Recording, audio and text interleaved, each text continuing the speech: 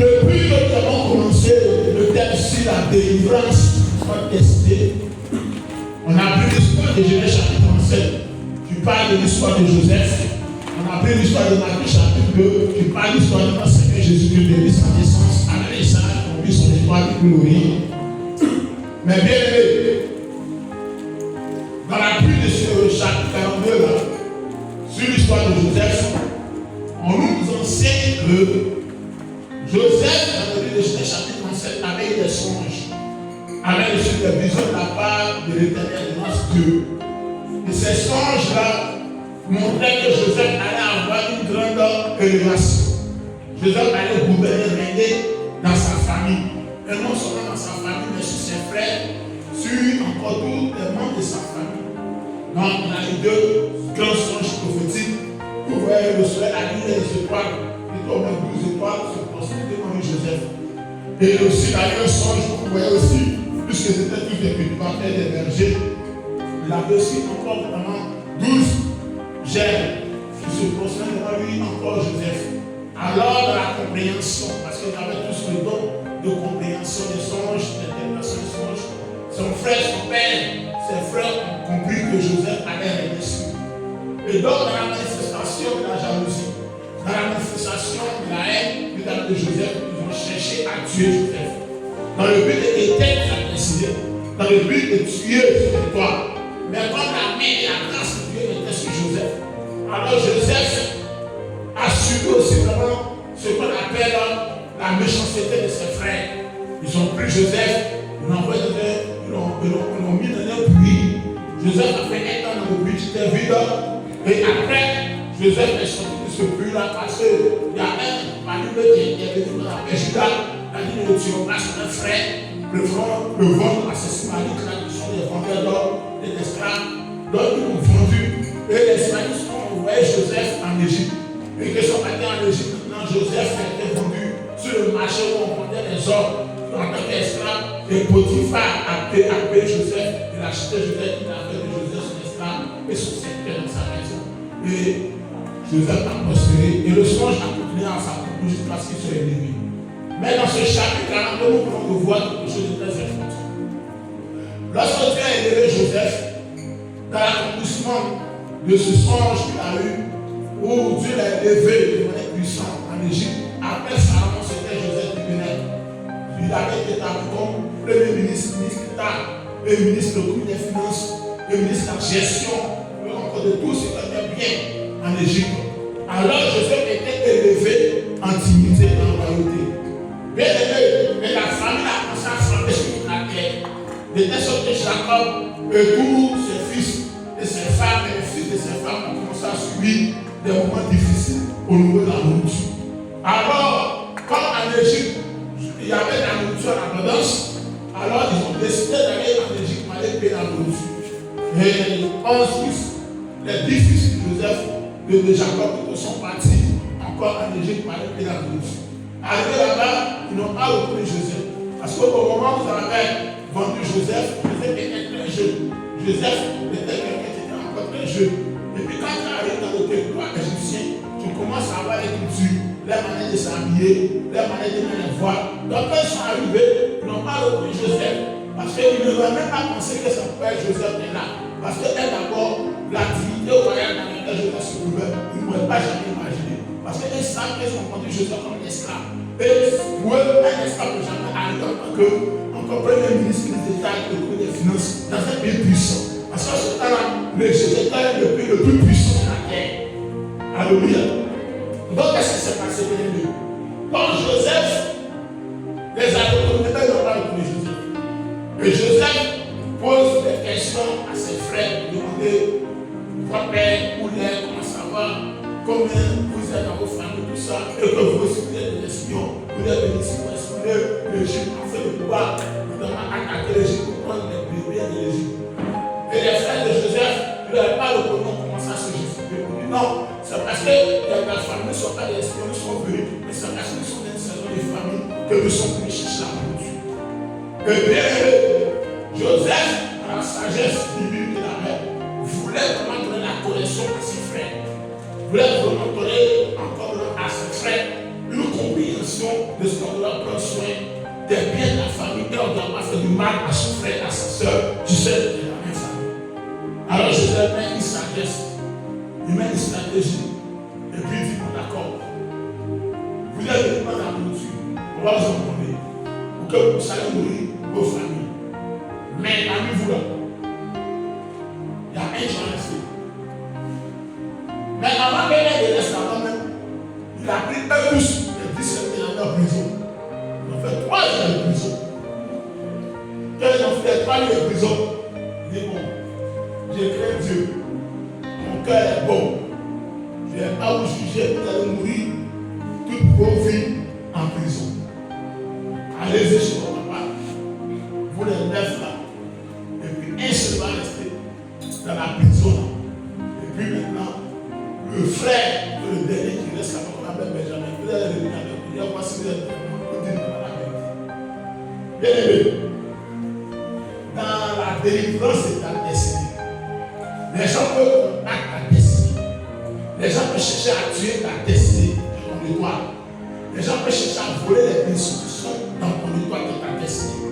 Les gens qui sont les destructeurs, les méchants, dans ta famille autour de toi, partout qui est dans ton quartier. Les gens que tu ne connais même pas, les méchants comme toi, ça c'est un Dieu de destinée. Si tu es dans un quartier que tu vois quelqu'un qui ne t'aime pas, et tu te laisses sur l'ennemi pour rien, tu n'as rien fait. Toi, tu es gentil à la personne, tu es bon à la personne, ça fait même pour aller vous voici. Et puis tu vois la personne, il n'aime pas ton affaire. C'est un Dieu de destinée, c'est un voleur de destinée. C'est quelqu'un de Dieu de parce qu'il a vu ton étoile. Donc, bien aimé frères et sœurs, nous sommes confrontés à cette personne-là.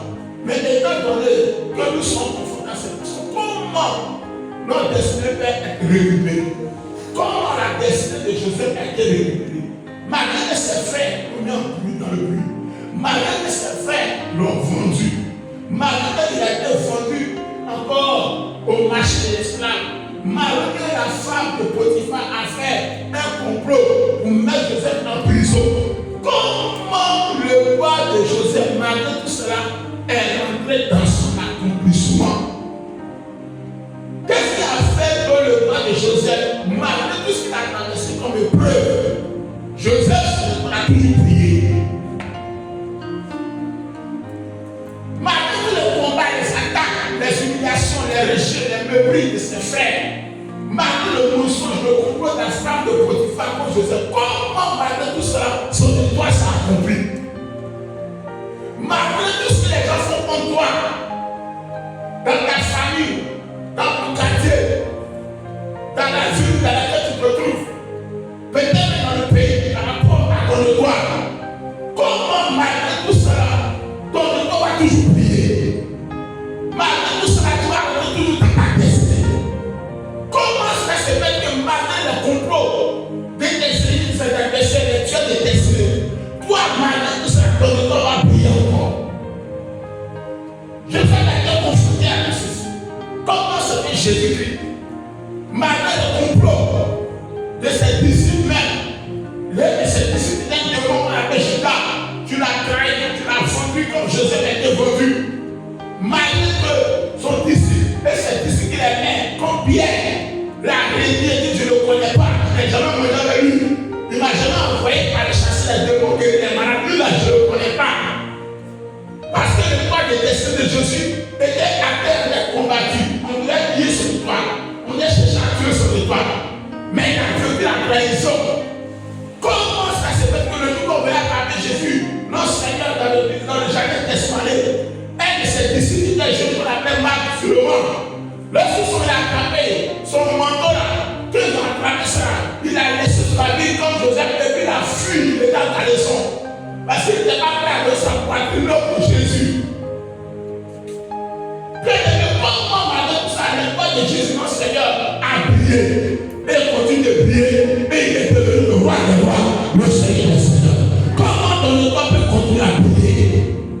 Malgré le complot conformé contre toi, dans le but de te tuer, dans le but de te détruire, dans le but de voler les personnes qui sont dans ton étoile, dans le but de lier les personnes qui sont dans ton étoile, comment tu peux t'en sortir?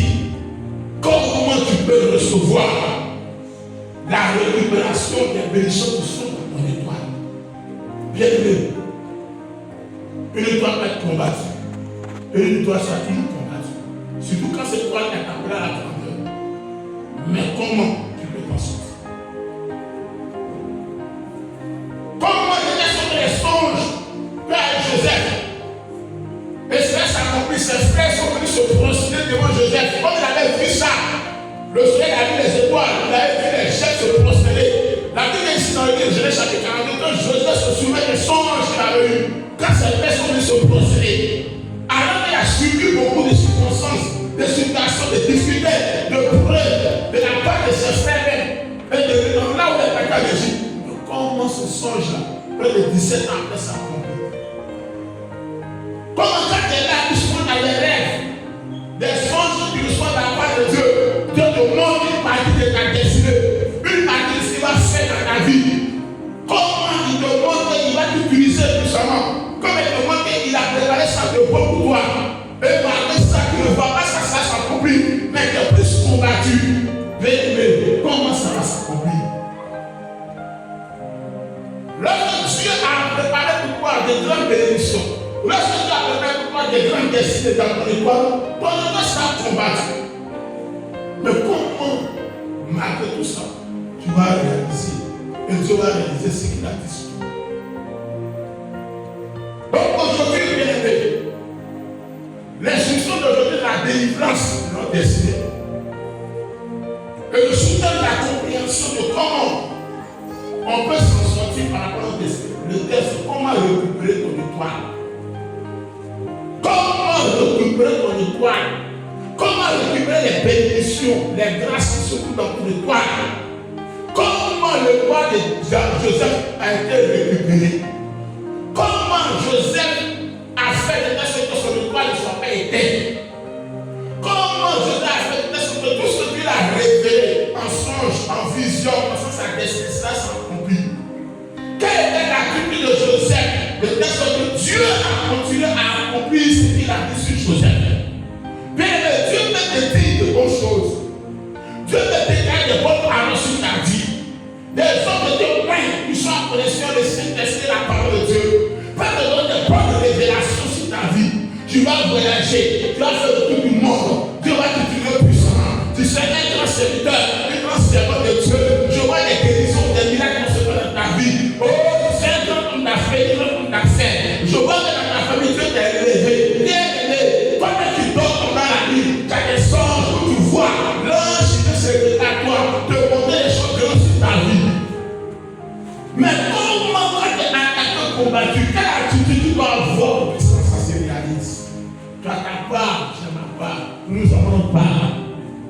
Dieu va te parler de la plus grande responsabilité pour que ça puisse accomplir, c'est toi et moi. Ah, Dieu a mis ça sur ma vie. Dieu a regardé les promesses sur ma vie. Je suis allé dans ta prière. Un homme de Dieu qui ne connaît pas la dire une relation sur ma vie. Des hommes de Dieu qui ne se connaissent pas en dit la même chose. Mais comment ça va m'appeler à ce accomplissement? Tu as ta part, j'ai ma part. Nous avons une part de responsabilité. Nous avons une attitude qu'on doit avoir. Une attitude qu'on doit avoir pour que notre étoile de destinée puisse se réaliser. Il y a des comportements qu'on doit avoir pour que Dieu puisse réaliser tout ce qu'il a dit sur nos vies. On peut dire des choses. Si tu veux que ça se réalise, la part de responsabilité, il compte. Ah, je ne comprends pas tout ce qu'on a dit derrière sur moi. Tout ce que j'ai fait, pourquoi je dis les amis, ça ne se réalise pas? Bien aimé, quelle est ta part de responsabilité? Qu'as-tu fait pour que Dieu, ce qu'il a dit là, ça puisse se réaliser? Dans le soutien, c'est comment récupérer sur le toit de destin. Comment toi et moi, dans cette saison, on doit récupérer notre toit de destin.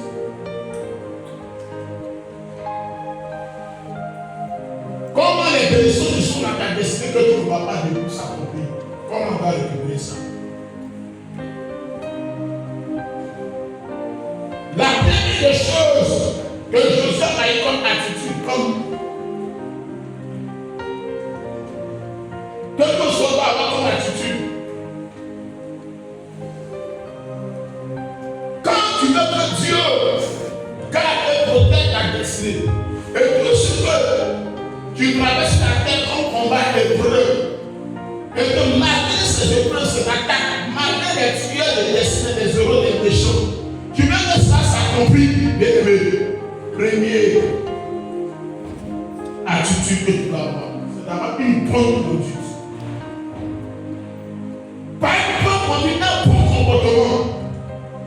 En attendant sa vie spirituelle, en attendant sa vie, en marchant avec Dieu, ça fait partie pour la récupération de ton étoile.